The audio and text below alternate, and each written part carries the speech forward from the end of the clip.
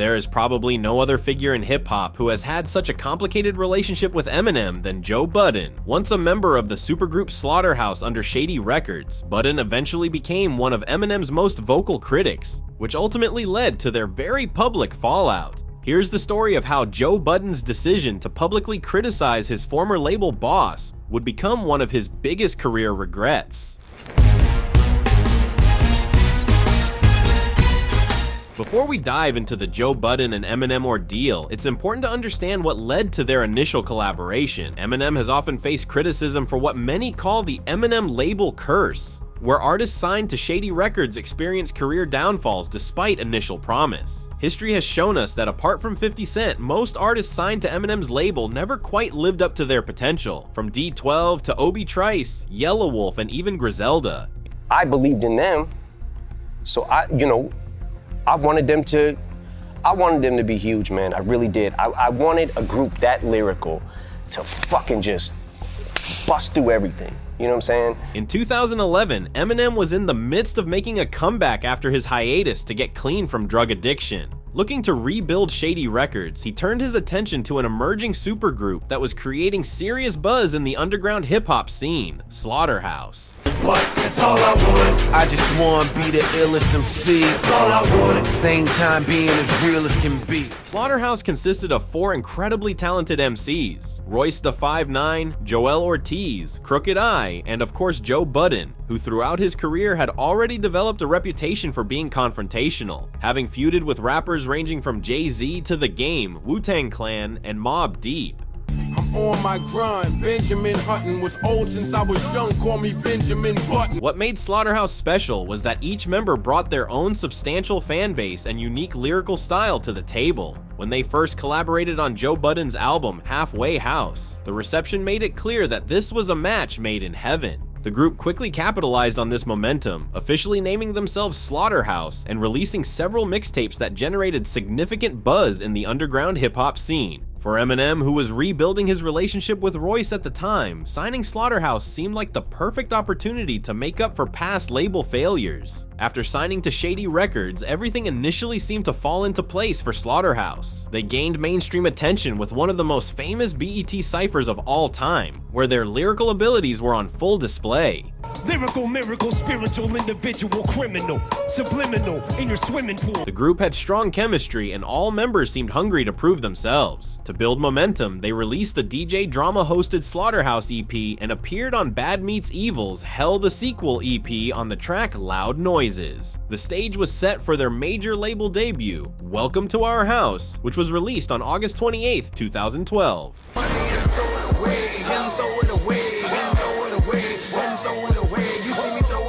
For Slaughterhouse, signing to Shady Records must have felt like reaching the promised land. Joe Budden himself went from using coupons to suddenly on the cover of The Source and touring the entire world with Eminem. Their debut album under Shady peaked at number 2 on the Billboard charts and sold 52,000 copies in its first week, marking the highest chart position of Budden, Joel, or Crooked I's careers. However, this is where the problems began. While 52,000 copies was respectable, with 4 members to pay plus production costs, studio time, distribution, and taxes, the profit margin was likely very small. But the bigger issue was the direction of the album itself. In an attempt to gain more mainstream success, Slaughterhouse's Shady Records debut featured more radio-friendly content with songs like Throw It Away and My Life. This was a significant departure from the raw, gritty sound that had made them special in the underground scene. Sometimes I look around and I just can't believe it. This shift alienated their core audience, with many fans claiming they didn't like the new direction.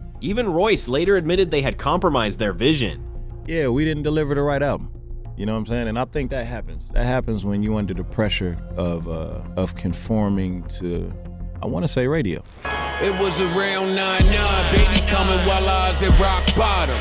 Ironic shit, I was listening to rock bottom. It was Joe Budden who first publicly expressed concerns about the group's new direction. On the track Gone from their House Rules mixtape, Joe subtly criticized the commercial approach, rapping, I thought that we traveled the same road, I thought that we'd never conform. Don't tell me you bastards tricked me, don't tell me that I was just wrong. This subtle criticism was just the beginning. As the group began working on their follow-up album Glass House in 2013, the conflicts within the group intensified. Despite regular assurances that the album was coming, it never materialized, leading to frustration among both fans and group members. As delays for Glass House continued, Joe Budden kept himself busy, notably by entering the podcast space with "I'll name this podcast later," which would eventually eclipse his rap career in terms of notoriety. This new platform gave Joe a voice to express his grievances about Slaughterhouse and Shady Records to a growing audience. Meanwhile, tensions within Slaughterhouse became increasingly public, with Joel Ortiz looking visibly upset when questioned about the album in interviews. Making matters worse, Eminem released Shady 15, a compilation album celebrating the label's 15th anniversary that featured Slaughterhouse on Psychopath Killer. The album received significant criticism, with many seeing it as a cash grab rather than a quality project. In 2015, Joe Budden reached his breaking point and released Slaughterhouse, an open letter to Eminem from his 2015 album All Love Lost. This was no subtle criticism. Joe directly addressed Eminem by name, expressing his frustrations with the label relationship.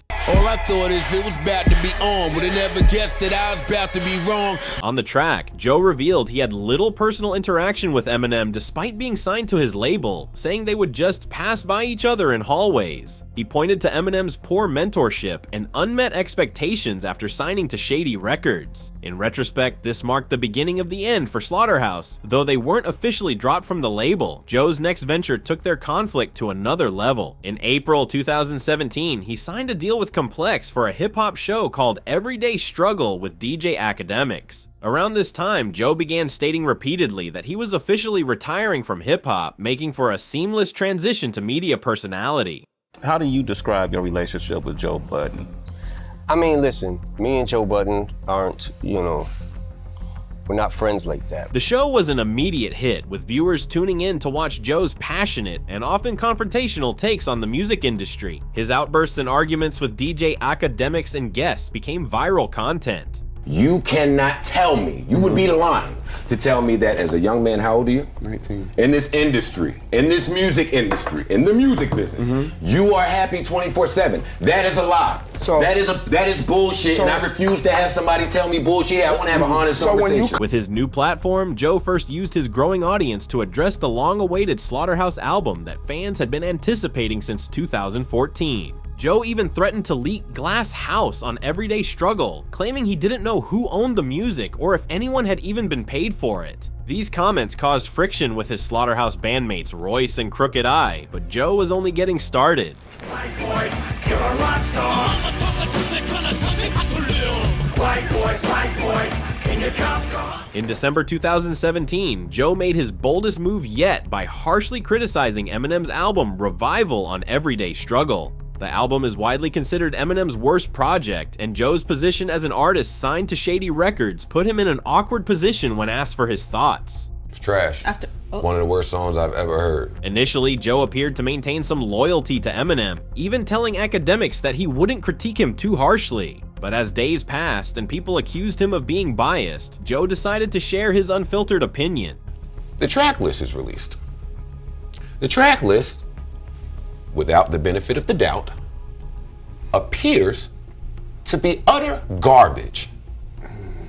That's what it looks like. Joe went even further, accusing Eminem of using racial issues to sell records. It seems like you are taking the very common water cooler conversation today of racism, which I hold near and dear to my heart. Keep in mind, all of this happened while Slaughterhouse was still technically signed to Shady Records. Joe was essentially biting the hand that fed him. Imagine if Lil Baby did this to Young Thug, or Baby Keem did this to Kendrick. It was an extremely bad look, and like many who have crossed Eminem, Joe would soon feel the repercussions.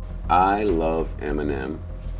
I'm signed to Eminem, and while I think Untouchable is fucking trash, I'm supporting Eminem. On January 8th, 2018, Eminem released the Chloroseptic Remix, his first response to all the criticism of Revival, with a particular focus on Joe Budden. Not as raw as I was, walk on water, suck, spit, suck my dick. Y'all saw the track list and had it fit before you heard it, so you formed your verdict. These lines directly address Joe's comments on everyday struggle, with Eminem complaining that Joe and other critics judged the album before even giving it a fair chance. Joe responded by claiming he actually defended the track list and that Eminem was wrong for singling him out when everyone was saying the same things. I couldn't have trashed the album that I never heard. Right. And I was the lone person defending the track list. As the conflict escalated, Royce da 5'9" provided a unique third-person perspective, being close to both rappers. So I always took it personal. So Joe, somebody being an artist, I thought if anybody, he would understand how important it is that you walk eggshells around each other's art. Royce took particular issue with Joe's claim about Eminem using racial issues to sell records. Yeah, that was a little crazy to me because he knows Marshall personally. Like, he's been to the studio. He knows that's not the kind of person that he is. Joe responded by claiming he would only provide constructive criticism to his friends, something he didn't consider Eminem to be. Around this time, Crooked I officially announced his departure from Slaughterhouse, with Joe later taking responsibility for the group's fallout. Well, that's why I wanted to take this time to tell the Slaughterhouse fans or anyone that has been keeping up with this, if you are indeed looking for someone to blame, after speaking to Crooked I and after watching the Royce da 5'9" interview, please blame me. Somebody tell Budden before I snap, he better fasten it or have his body bag and zip. The closest thing he's had to hits a smacking bitch. Just 6 months after Revival, Eminem dropped his surprise album Kamikaze, which included the diss track Fall. While Eminem targeted several rappers on the album, including Lil Yachty, Lord Jamar, Akademiks, and Tekashi 6ix9ine, his primary target was clearly Joe Budden. The album was even released on Joe's birthday, and the diss was particularly personal to say the least. Eminem referenced Joe's 2014 domestic violence charges, where he was accused of beating an ex-girlfriend and stealing her phone while choking her, though the charges were later dropped due to lack of evidence. This was a devastating shot from Eminem, and it enraged Joe. Only a few days after Kamikaze dropped, Joe responded on his podcast with a bold claim. Let me tell you what Joe Budden has thought this entire time.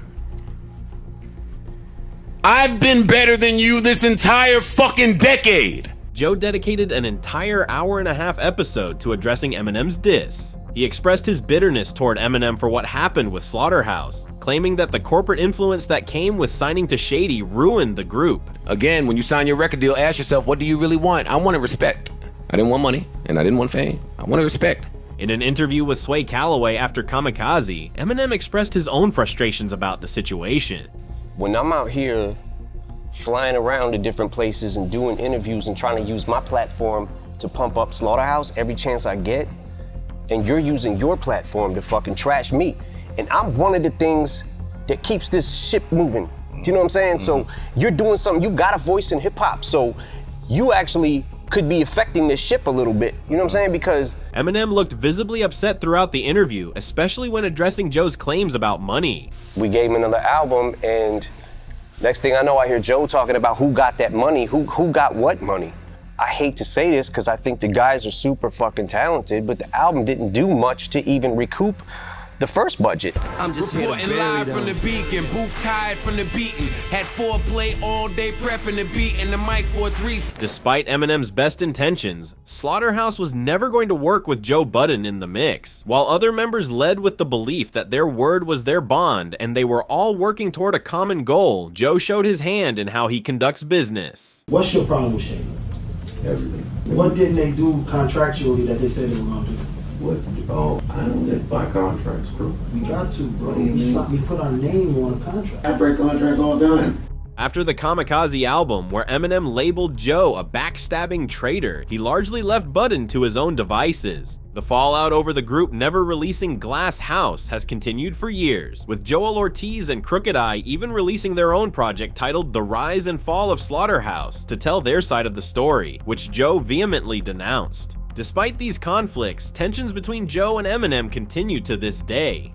At one point on his podcast, Joe Budden claimed he hadn't even listened to Eminem's 2024 album, The Death of Slim Shady, despite the episode supposedly being dedicated to reviewing that very project, which is just wild. This rather dismissive approach shows how deep the rift between the two has become, with Joe seemingly unwilling to engage with Eminem's work even in a professional capacity. I never meant to use you all as my stepping stones.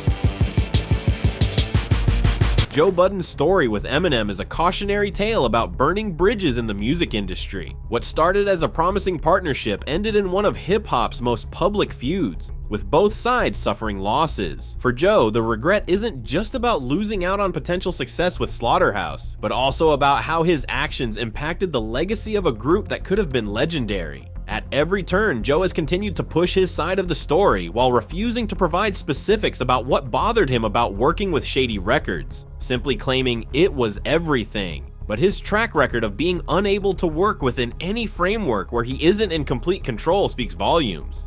Someone like Eminem can only present an opportunity. It's up to the artist to seize it. Rather than doing so, Joe Budden did what he always seems to do: take a good thing and turn it to ashes. And while his media career has flourished, the question remains, was it worth losing what could have been one of hip-hop's greatest supergroups?